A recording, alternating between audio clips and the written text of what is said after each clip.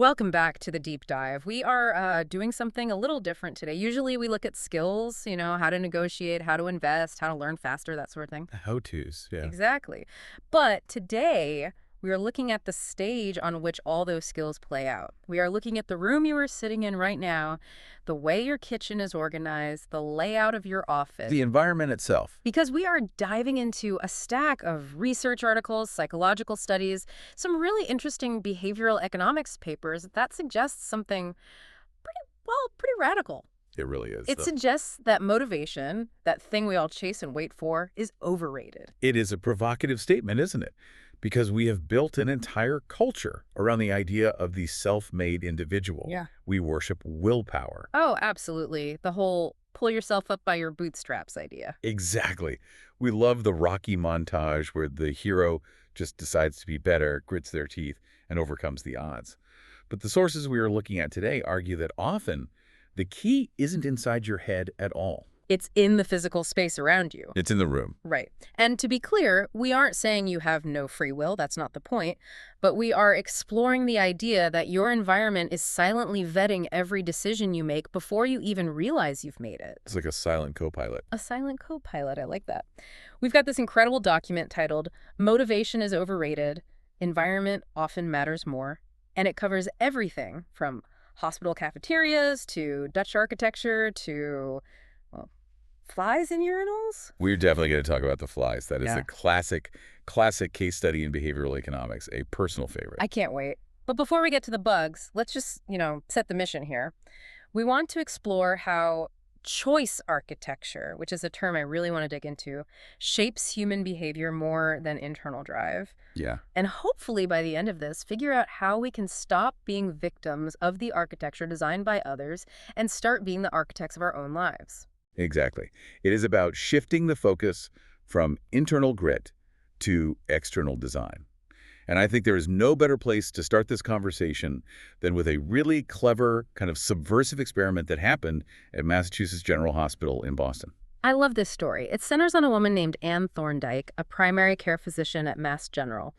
And she had a problem that I think every doctor and honestly every parent can relate to. She wanted people to eat better. Right.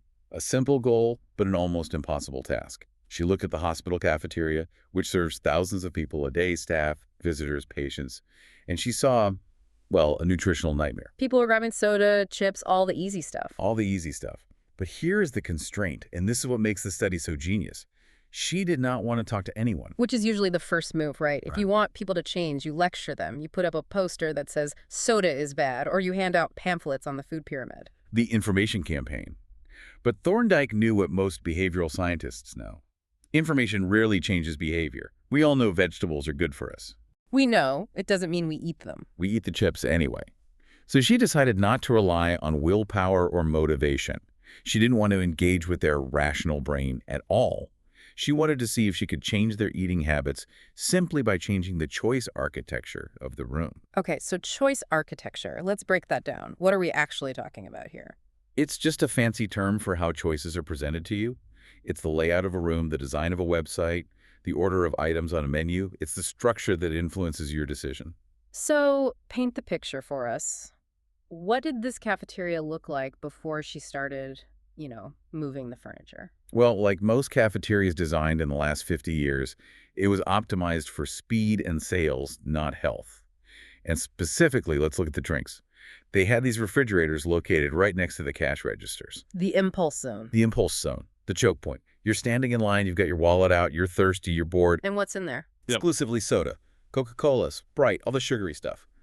So if you are checking out, the path of least resistance, the most obvious choice, is to just reach in and grab a Coke. It's the default option. It's right there. It is the default. So Thorndike and her colleagues implemented a 6-month study. They didn't ban the soda. This is a crucial detail. Right. They didn't take away anyone's freedom of choice. So you could still get a Coke if you really wanted one. Absolutely. They just changed the layout. First, they added water as an option to those refrigerators by the registers. Okay, so now you have a choice at the checkout. Soda or water, side by side. But they didn't stop there. This is the clever part. They also placed baskets of bottled water next to the food stations throughout the room. So if you were at the salad bar, boom, there was water. If you were grabbing a sandwich, boom, there was water. So they were kind of sprinkling the good habit all over the room. That's a great way to put it. The soda was still available, but it was only in the primary refrigerators against the back walls.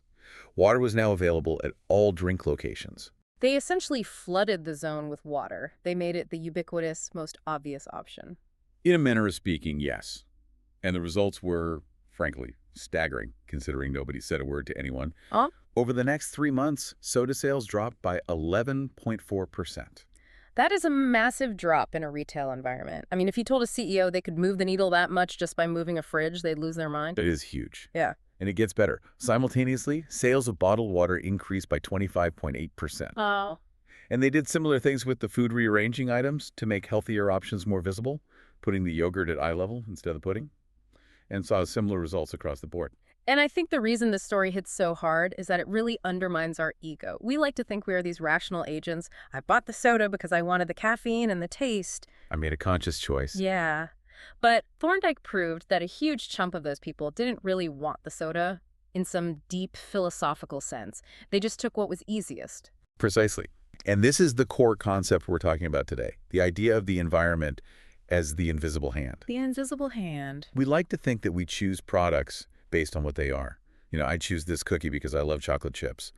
But often, we choose them because of where they are. I feel this in my own kitchen constantly. If I bake a batch of cookies and I leave them on a plate on the counter, it doesn't matter if I'm hungry. It doesn't matter if I just ate a 5-course meal. Nope. If I walk by and see the cookie, I eat the cookie. It's almost a reflex. It's a universal experience. Yeah.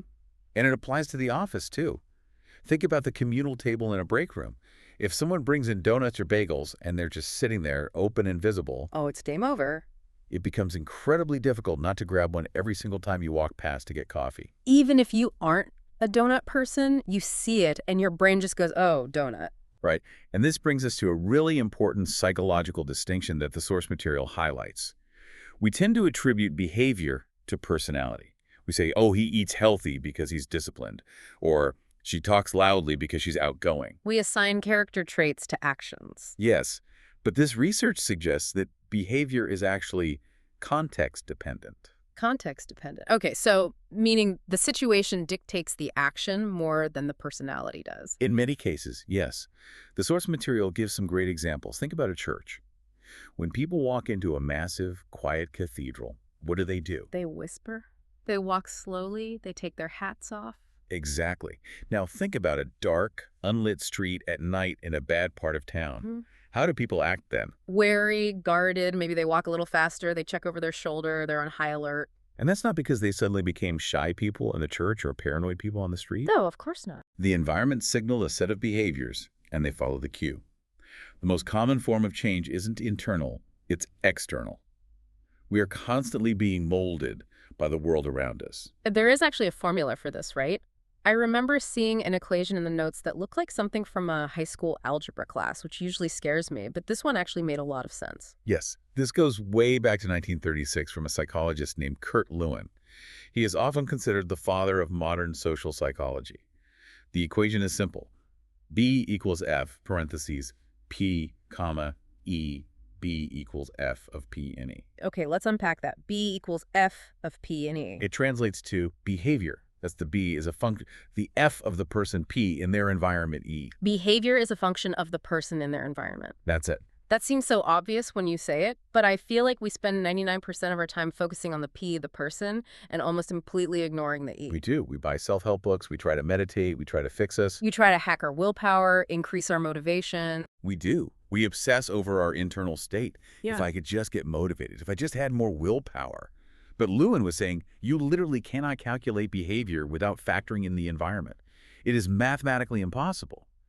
And the interesting thing is, while we were busy trying to fix the person, the business world figured out the E variable a long, long time ago. Oh, absolutely. Retailers are the absolute masters of the E in that equation.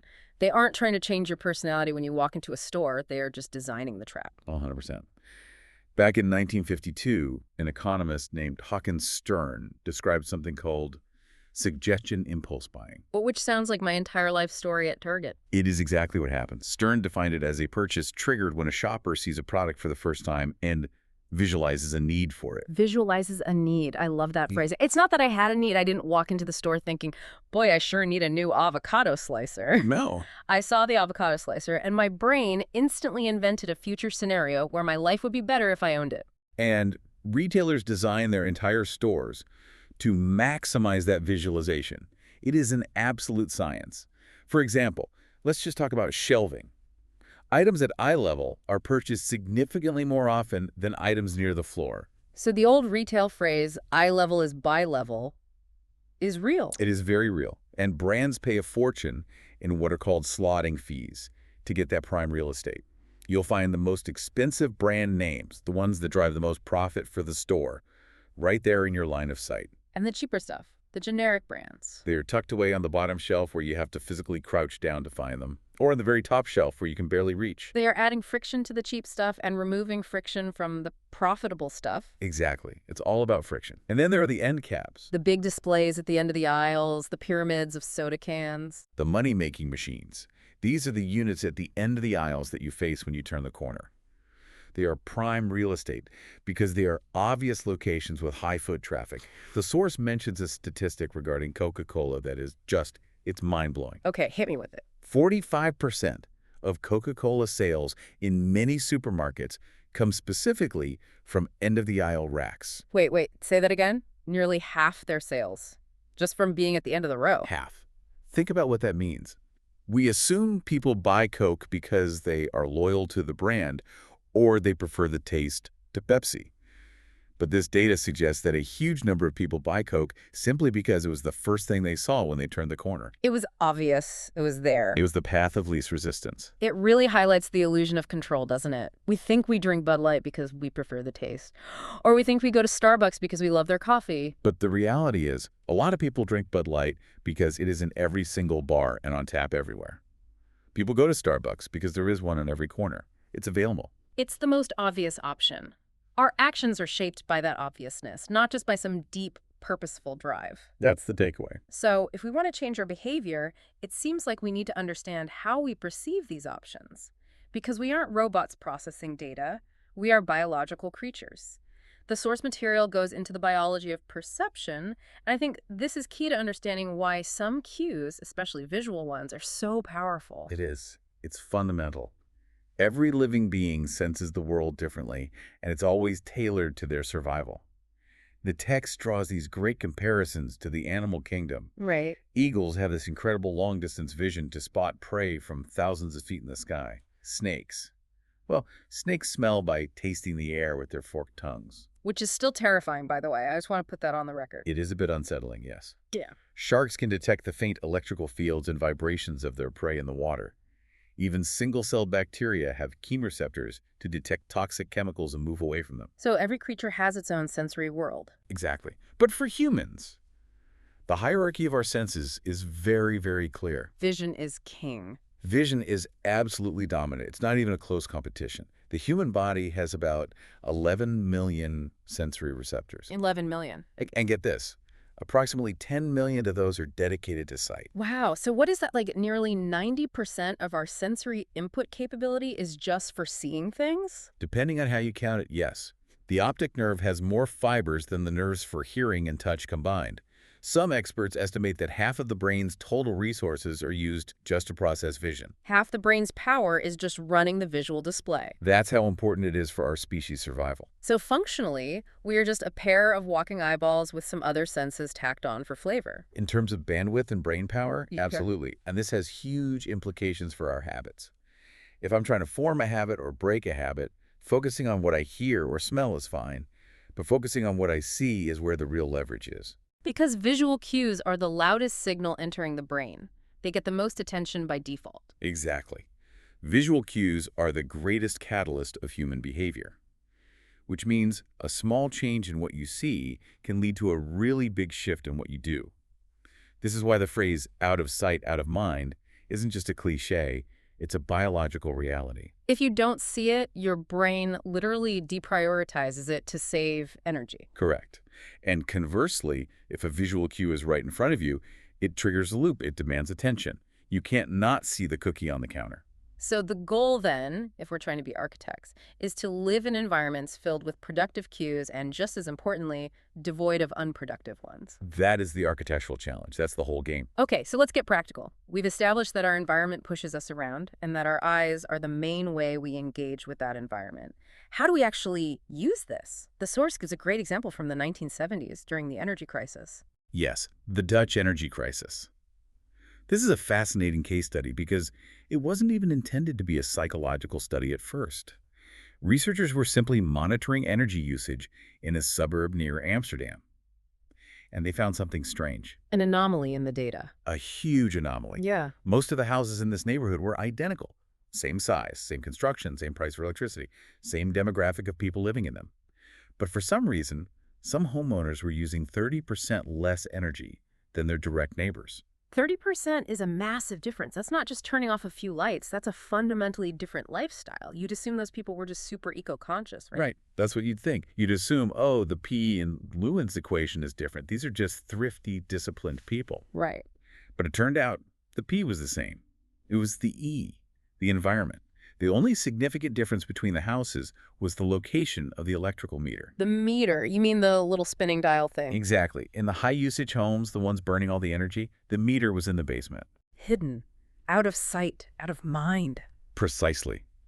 To check their energy usage, they had to make a special trips, walk down a flight of stairs into a dark, creepy basement. So, of course, they never did it. Never even thought about it. But in the low-usage homes, the ones saving all that money, the meter was located in the main hallway, upstairs, usually near the front door. So they walked past it every single day. Multiple times a day. They could see the dial spinning. If they cranked up the heat, that dial spun faster. The energy usage was obvious and easy to track. It was a constant, visible feedback loop. And because the cue was visible, they naturally adjusted their behavior. Without even trying. They turned off lights. They turned down the heat. Not because they were better people, but because the consequences of their actions were right in their face. This brings us to what feels like the core rule of habit formation mentioned in the text. Habits need a cue to spark them. Yes. And hidden cues are easy to ignore. The source lists some painfully relatable examples of this that I think we have all lived through.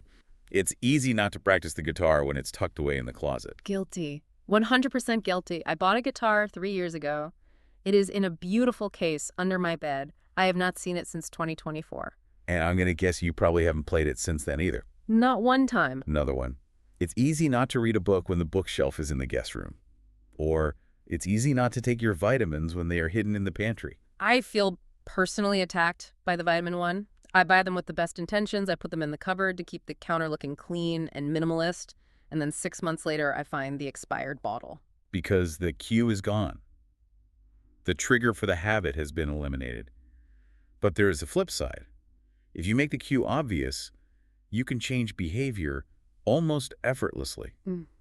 And this brings us to my absolute favorite example in this entire deep dive. I think I know where you're going. The Schiphol airport story. The flies. I promised the listeners we would talk about the flies. We have to talk about the flies. So back in the early 90s, the cleaning staff at Schiphol Airport in Amsterdam had a problem, specifically in the men's restrooms. Let's just call it spillage. Aim issues. A lack of focus. A classic problem. It was messy and it was extensive to clean up. So an economist named Ad Kiboom suggested a wonderfully elegant solution.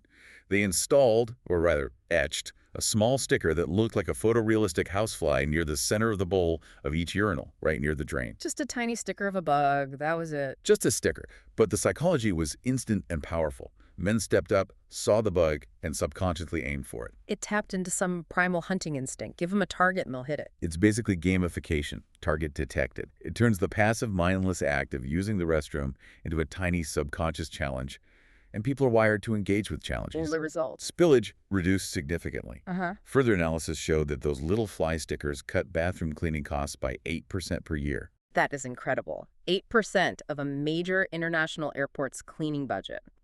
Just by giving people a target, a visual cue, they changed the behavior of millions of travelers without a single sign saying, please aim carefully. Exactly. No nagging, no shaming, just design. And you can apply this fly in the urinal logic to your own life. The author of our source material shares a great personal story about apples. Yes, the struggle of the rotting apples. I know this struggle well. He would buy a bag of healthy, delicious apples at the grocery store. He'd get home, put them in the crisper drawer at the bottom of the fridge, and promptly forget they existed. A week later, they would be soft and rotten. The crisper drawer is where good intentions go to die. It really should be called the rotter drawer. It is the graveyard of produce. So he redesigned his environment. A very simple change.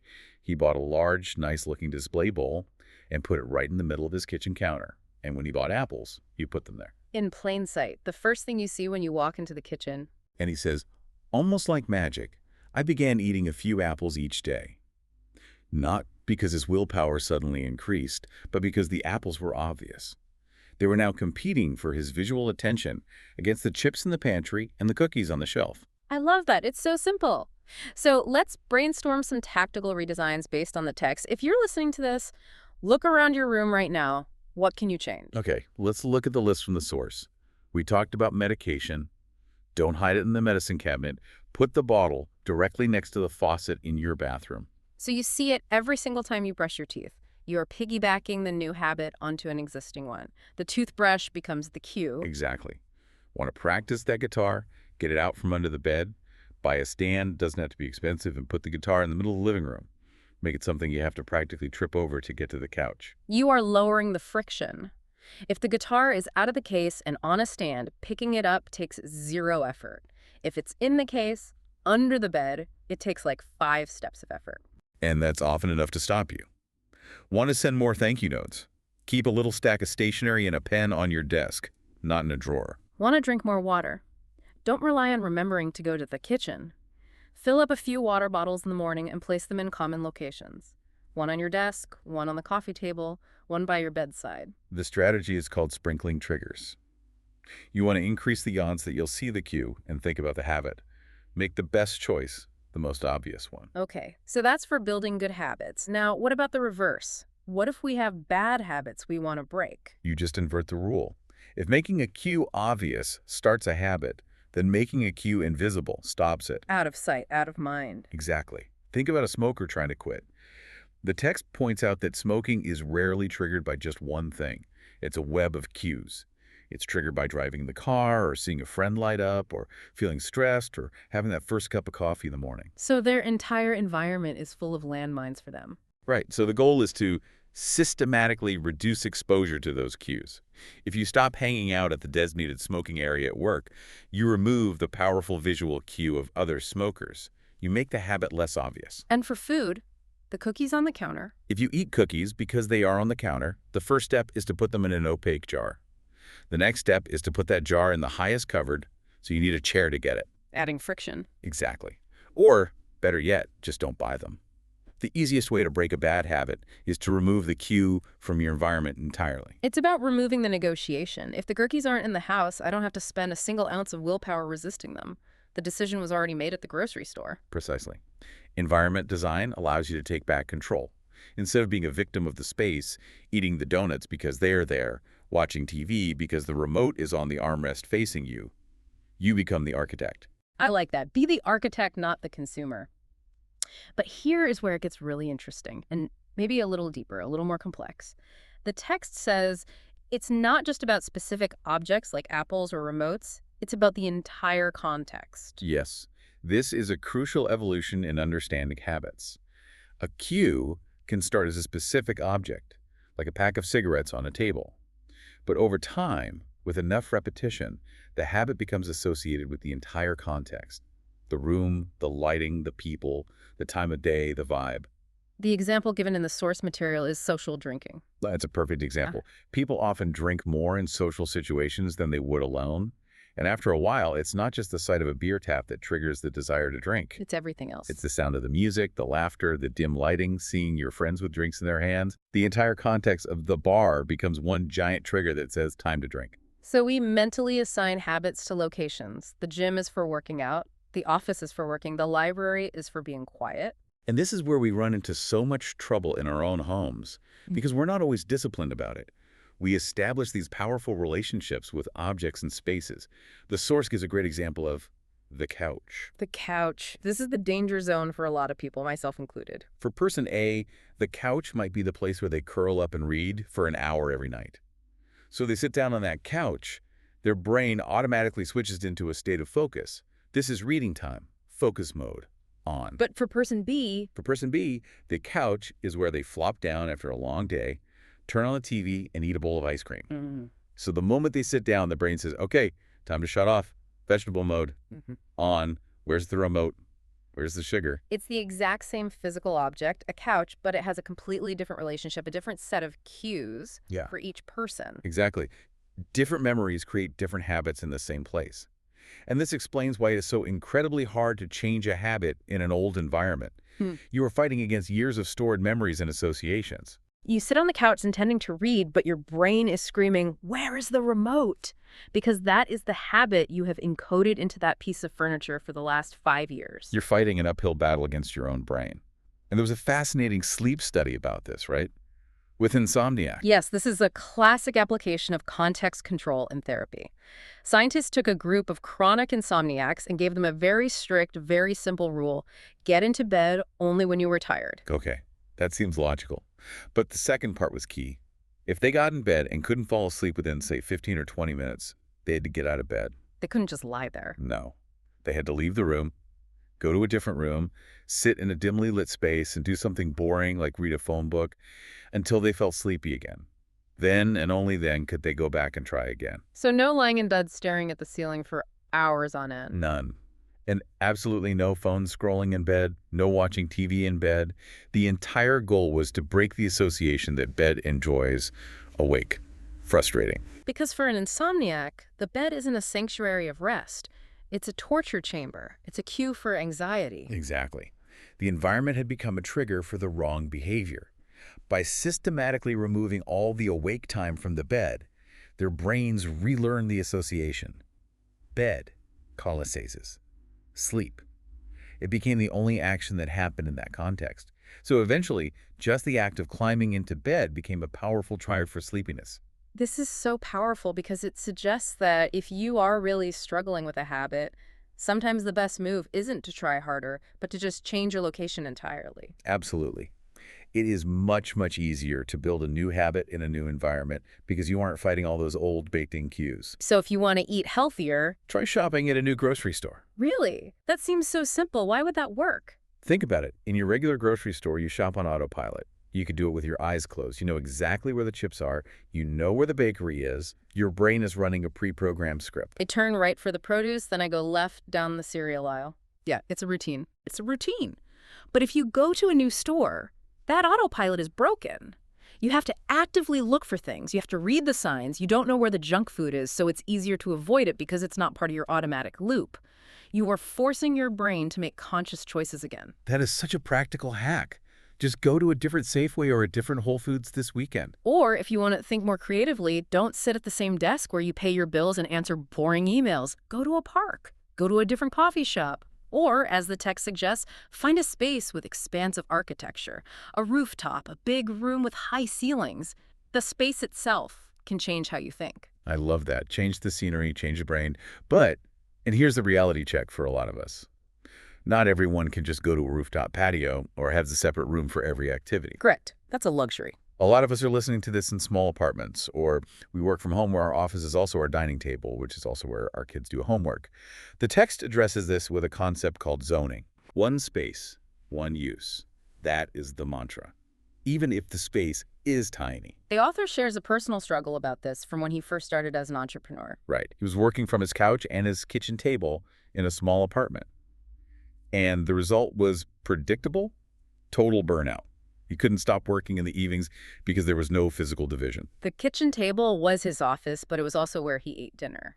The couch was for sending emails, but it was also for relaxing and watching a movie with his wife. It was a complete mishmash of contexts. No boundaries. No boundaries. He says he eventually moved to a home with a separate office, and suddenly he could turn off work. But before that, he had to learn to adapt. And this is crucial for anyone listening who lives in a small space like a New York City apartment. Yeah, if your bedroom is also your living room and your office, what do you possibly do? You create activity zones.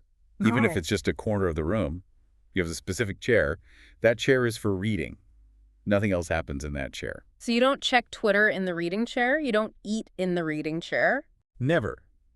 If you want to check Twitter, you have to physically stand up and move to the social media spot, even if it's just the other end of the couch.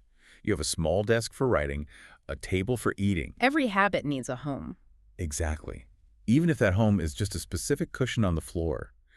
You are building a mental boundary where a physical one doesn't exist. You are teaching your brain, when I sit here, this is what we do. And this brings us to what might be the biggest challenge of the modern era, the digital environment. The smartphone. The smartphone is the ultimate context destroyer. It's a one-room apartment for all of our habits. It is. Think about what a phone is. It's a work tool for Slack and email. It's a communication device for friends and family. It's an arcade. It's a television. It's a library. It's a shopping mall. It's a bank. All in one little glowing screen. So when you unlock your phone, your brain has no idea what mode to be in. The context is completely ambiguous. You might unlock it with the intention to send an important work email productivity mode. But then you see a red notification badge on Instagram distraction mode, and suddenly you've lost 20 minutes. It's a mishmash of cues, as the text says. Every app is fighting for your attention in the same space. So if we're serious about this, we have to apply zoning to our digital devices too. The text mentions a writer who uses a very strict, very disciplined digital zoning strategy. Okay, what does he do? He uses his computer only for writing. No web browsing, no Netflix. Nothing. If he wants to look something up, he has to use a different device. He uses his tablet only for reading books and articles, and he uses his phone only for social media and texting. That is intense, but I see the logic. When he opens his laptop, his brain knows, we are writing now. That is the only thing that happens here. We aren't scrolling. The cue is unambiguous.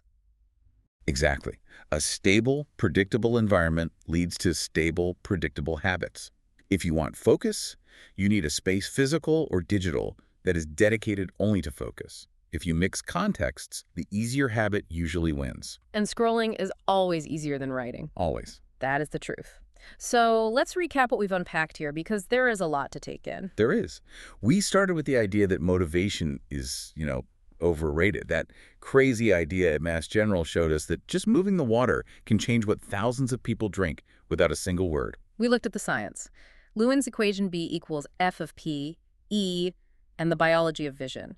We are visual creatures, first and foremost, and we follow the most obvious cues in front of us. Then we talked about designing for success. The Dutch electricity meters, the flies in the urinals, the apple bowl on the counter. The core principle is make the good stuff obvious and the bad stuff invisible. Or at least difficult. Add some friction. Add friction, yes. And finally, we talked about context. It's not just objects, it's our relationships with our spaces. One space, one use. Whether that's a separate office or just a writing chair in the corner, you need to define your zones. It really changes how you look at your house, doesn't it? I mean, really changes it. It does. I'm looking at my living room right now thinking, what is this room telling me to do? The TV is the centerpiece. The remote is right there. It's screaming, watch TV. And that is the question we should leave our listeners with. Right. It's the perfect final thought. Look around the room you are in right now. I mean, really look at it. Is this space designed for the person you are? The one who gets distracted, eats the cookies, and skips the workout? Or is it designed for the person you want to become? Ooh, that's the question. That hits hard. Because for most of us, we live in worlds designed by others. We buy food in aisles designed by retailers to make us buy more junk. We live in houses designed by architects for generic living. We work in offices designed for cramming as many people in as possible. We are the consumers of our spaces, not the designers. But you have the power to be the architect. What would happen if you took just 10 minutes today, right after this deep dive ends, to rearrange one room? Just one. Just 10 minutes. Move the guitar out of the closet. Hide the remote in a drawer. Put a book you want to read on your pillow so you have to physically move it before you go to sleep. Stop relying on willpower to show up. Start relying on design. Exactly. The invisible hand is always pushing you. You just need to make sure it's pushing you in the direction you actually want to go. I love it. Listeners, go move some furniture. As always, thanks for diving deep with us. We'll see you next time. Take care.